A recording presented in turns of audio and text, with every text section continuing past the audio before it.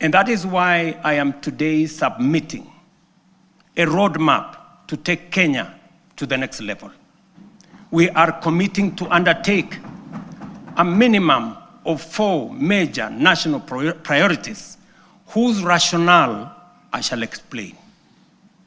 First, we must invest relentlessly in our people, in their education, skills development, scientific training, and innovation capacity. We have already set the foundation through the major reforms in the education sector.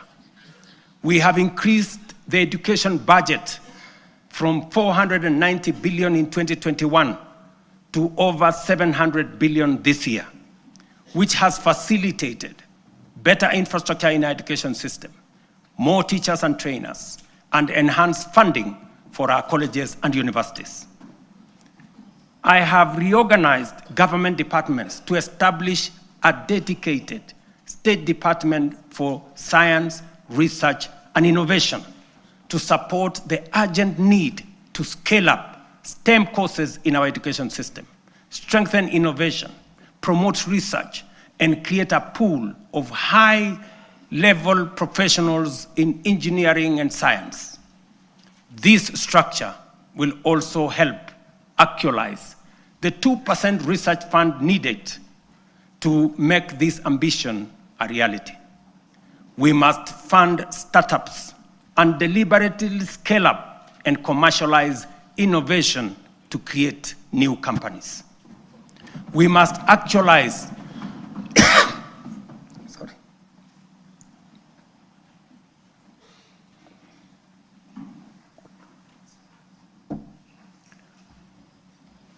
We must actualize the National Research Fund, moving from the current 0.8% of GDP to 2% of GDP.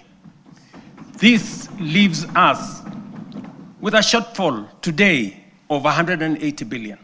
Progressively, we should grow the fund to 1 trillion over the next 10 years. We will mobilize domestic public resources, private investment, venture capital, and other private sector financing to drive this effort, because no nation rises above the abilities of its citizens. Let me repeat that.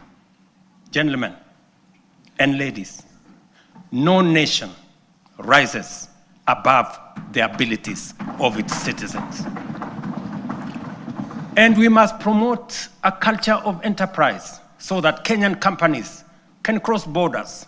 The example of Safaricom's M-Pesa, growing from a local solution into a global financial platform, serving more than 70 million customers in 170 countries today.